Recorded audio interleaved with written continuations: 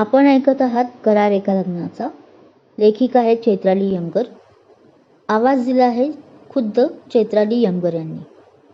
आतापर्यंत आपण पाहिलं की रणवीर आणि दीपाच्या या करार लग्नाला त्याच्या घरच्यांनी ॲक्सेप्ट केलं आहे.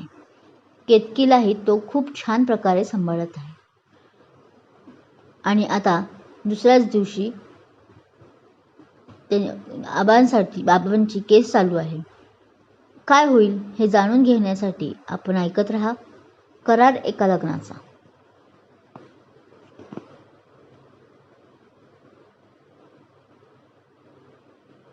करार एका लग्नाचा भाग 10. तात्या, आम्ही कोर्टात जाऊन येतो. आज केस आहे आबांच्या विरोधात. रणवीर आपल्या बाह्या फोल्ड करतच डायनिंग टेबलजवळ येत बोला. बरं, लवकर जा आणि त्या नालायकाला जबरी शिक्षा देऊन या की पुढच्या 7 जन्मात त्यानं नाच झाली म्हणून असं वागता कामा नये. ह्याचं ज्ञान त्याला यावं. तात्या थोडंसं रागात बोलले. डोंट वरी तात्या, आता आबांना फाशीची शिक्षा होणार हे फिक्स. एकतर या चिमुरडीचा जीव घ्यायचा प्रयत्न त्याने केला म्हणून. त्याने तात्यांच्या कुशीत असलेल्या केतकीच्या डोक्यावरून हात फिरवला आणि माझ्या सच्च्या भावाचा खून केला म्हणून. तो वर बघत बोलला. त्याचे डोळे पाणावले होते. हो भावड्या, असंच होणार बघ. राजवीर त्याच्या खांद्यावर हात ठेवून त्याला धीर देत नव्हता. बरं, मोठ्या सुनबाई आवरा लवकर. कोर्टात जात आहात तर आधी काहीतरी खाऊन जा. आणि आमच्या लाडीचं काय करणार आहात? सोबत नेणार आहात का आई बाबा आपल्या चिमणीला?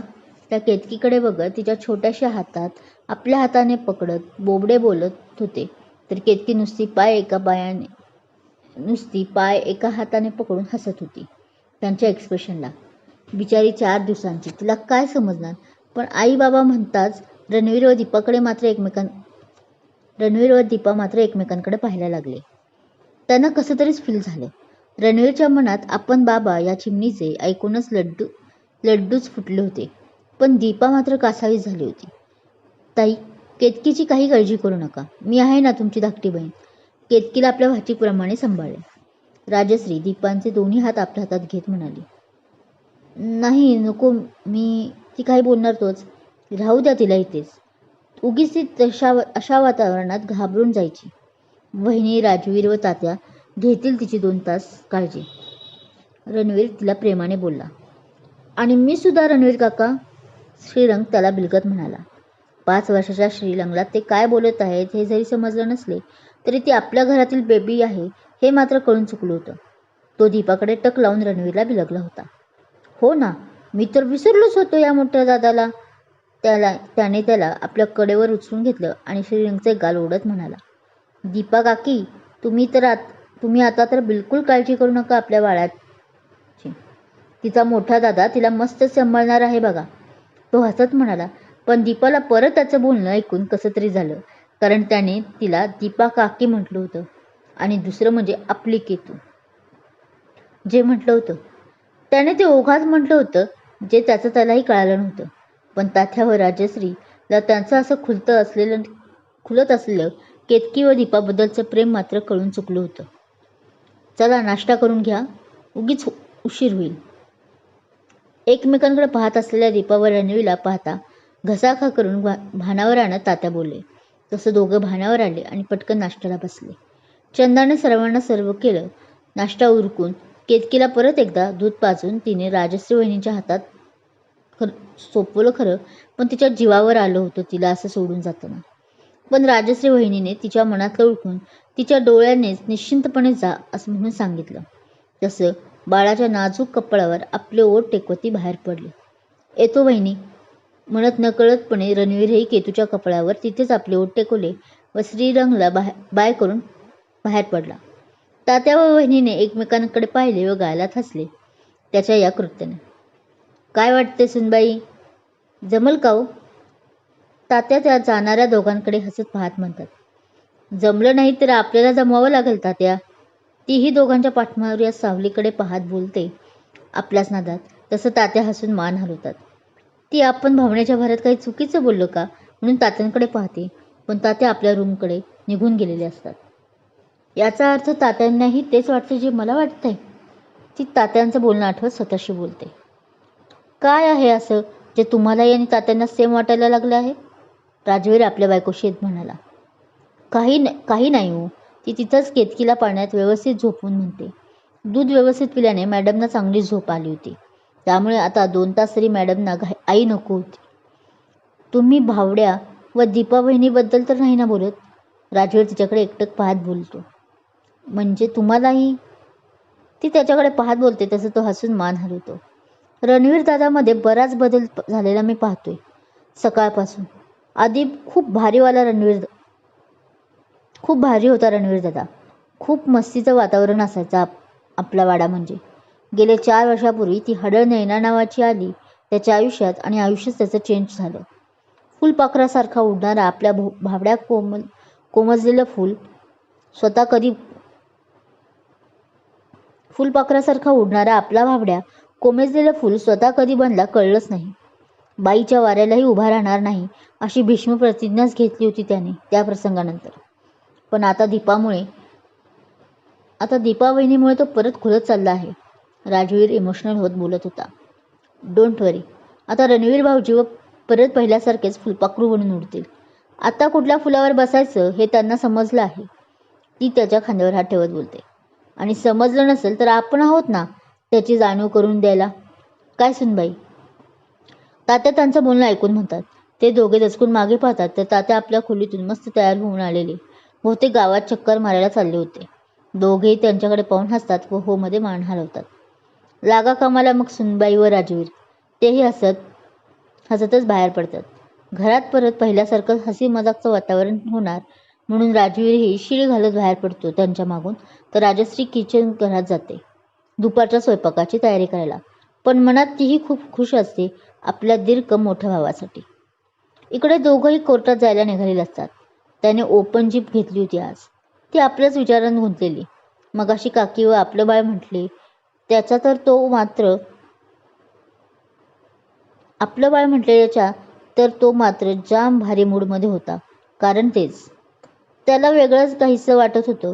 केतूचे बाबा असं तात्या जेव्हा त्याला म्हणाले होते. तो मध्येच आरशात पाहत कधी आपले केस सेट करत होता तर कधी शीळ घालत तिच्याकडे चोरून पाहत होता. टेन्शनमध्ये ती खूप गोड दिसत होती. तो समजत होता की कदाचित आबांना शिक्षा होतीये म्हणून ती टेन्शनमध्ये असेल. शेवटी कितीही झालं तरी तिच्या नवऱ्याचा तो बाप होता. थोड्याच वेळात ते दोघं नीरजच्या कोर्टात आले आणि बरोबर 11 वाजता केस सुरूही झाली. त्यांची राजकीय कारकीर्द किती चांगली आहे ते अगदी सुनेचाच काहीतरी दोष असावा. तिचं व गायकवाडांचं सुपुत्र रणवीरचं लफडं असावं. ते बाळही त्यांचं असेल असले आलतूफालतू आरोप ही आरोपीच्या वकिलांनी लावले. खूप अपमान केला गेला कोर्टात त्या दोघांचाही. खरं तर ते दोघं 2 दिवसांपासून तर ओळखत होते. आबा मस्तपैकी सर्व गालातल्या गालात हसत ऐकत होते. सर्व खोटे आहे, आपली सून निर्दोष आहे, आपली नात निर्दोष आहे हे माहीत असूनही तिच्यावरच्या आरोपांना त्यांनी एक शब्दाने फेटाळून लावले नाही. म्हणा त्यांचाच गुन्हा प्रूफ झाला असता तर त्यांनी आपले तोंड उचकटले असते. तर आपण तरीही कुठेतरी तिला वाटत होतो की एकदा आबा तिच्या म्हणा त्यांचाच गुन्हा प्रूफ झाला असता तर त्यांनी आपले तोंड उचकटले असते. पण तरीही कुठेतरी तिला वाटत होतं की एकदा आबा तिच्यावरच्या आरोपांना उत्तर देतील. ती ते सर्व ऐकून खूप बेचैन झाली होती. हाताची चुळबुळ सुरू झाली होती. त्यात आबा तिच्याकडे खूप घाण नजरेने पाहत होते. जग जिंकल्याचा आनंद त्यांच्या चेहऱ्यावर दिसत होता. तिला तर तिथे जाऊन एक मुस्काटीत मारावीशी वाटत होती. Cool down Deepaji. कुत्री कितीही भुंकत असली तरी चालणाऱ्या हत्तीला काही फरक पडत नाही. भुंकू दे त्यांच्या वकिलाला. पण आपला वकील व आपल्याकडचे पुरावे इतके भक्कम आहेत की आबांना यावेळी फाशीची शिक्षा होणार म्हणजे होणारच. डोंट वरी. तो हळूच तिच्या हातावर आपला हात ठेवतो. कोण कुठले तात्या, रणवीर, राजवीर, राजश्री. पण आपल्यासाठी इतके झटच आहे. आपलं दुःख आता त्यांचंही दुःख झालं. आणि एक हा माणूस आहे, आपल्या सख्या मुलाची बायको नात आहे, स्वतःच गुन्हा केलाय असूनही निर्लज्ज वागत आहे. तिच्या मनात विचार चालू होते. तिच्या डोळ्यातून त्यामुळे इतका वेळ अडवलेले अश्रू नकळत व्हायला लागतात. जे त्याच्या हातावर थेंब पडतात ते पाहून त्याला तिच्यासाठी खूप वाईट वाटतं. पण त्याला विश्वास असतो की आबा यात पुरेपूर अडकले जात आहेत. तिची साक्ष, पोलिसांची साक्ष, बब्बन व गुंड माफीचा साक्षीदार, रणवीर व त्याच्या मित्रांची साक्ष व काही सबळ पुरावे पाहून अखेर कोर्टाने तोच न्याय दिला जो त्यांना करायचा होता आणि रणवीरला ऑलरेडी माहीत होता. शेवटी आबांना त्यांच्या कृत्याची शिक्षा फाशीची शिक्षा देऊनच झाली आणि दीपाने निश्वास सोडला. पण आबांनी जातानाही तिला व रणवीरला खुन्नस देऊनच गेले. अभिनंदन स्वीकारून परत पाडेगावने निघाले. जवळपास 2 तास केस चालू होती. बाहेर जेवूयात असं त्याने तिला विचारलं ही 1-2दा, पण तिने साफ निकार दिला, कारण आता तिला ओढ लागली होती आपल्या चिमणीची, केतकीची. कधी एकदा घरी जाते आणि आपल्या चिमणीला कवटाळते असं झालं होतं. अखेर तिच्या चिमणीच्या बापाला न्याय मिळाला होता. त्यालाही तिची अवस्था कळत असल्याने त्याने जास्त आढेवेढे न घेता तोही निघाला. तसे पाडेगाव निरा 10-15 मिनिटाच्या अंतराच्या रस्त्यावर. त्यालाही तातांना कधी एकदाच घरी जाऊन सांगतोय असं झालं होतं. या 15 मिनिटांच्या प्रवासात ती दोघं शांत होती. ती त्याला मनातल्या मनात कितीतरी वेळा धन्यवाद देत होती, कारण त्याच्यामुळेच तर शक्य झालं होतं. आता त्या नैनाशी एकदा बोलायचं आणि त्याचा इश्यू सॉल्व्ह करायचा असा मनात चंगच बांधून ती निर्धास्त झाली. तर इकडे हा मात्र तिच्या चेहऱ्यावरचा आनंद पाहून खुश झाला होता. तिच्या सुखात आपलं सुख पाहत होता. नकळतपणे ओढला जात होता तिच्याकडे. घरी पोहोचताच त्यांनी ही खुशखबर तात्या, राजवीर व राजश्री वहिनींना सांगितली, जे त्यांना आधीच माहीत होती. गणपतीच्या कृपेने अखेर सर्व काही चांगलं झालं म्हणत तात्या मंदिरात आधीच आणून ठेवलेले पेढे देवाऱ्यात ठेवतात आणि दीपालाही भरभरून आशीर्वाद देतात. तीही सगळ्यांशी थोडं बोलून केतूला घेऊन आतल्या रूममध्ये जाते व झोपलेल्या केतूवरून खूप साऱ्या गालाच्या पप्प्या घेऊन आपला आनंद साजरा करत असते. रणवीर हे सर्व दाराआडून पाहत असतो. त्याचेही डोळे त्यामुळे आनंदात अश्रूने भरून येतात. तो आपले अश्रू लपवत आवरायला आपल्या खोलीत जातो, पण हे राजश्री वहिनीच्या नजरेतून सुटत नाही. तिला अतिशय आनंद होतो या गोष्टीचा की आपल्यावर दिलेल्या जबाबदारीला जास्त वेळ लागणार नाही पूर्णत्वास न्यायला.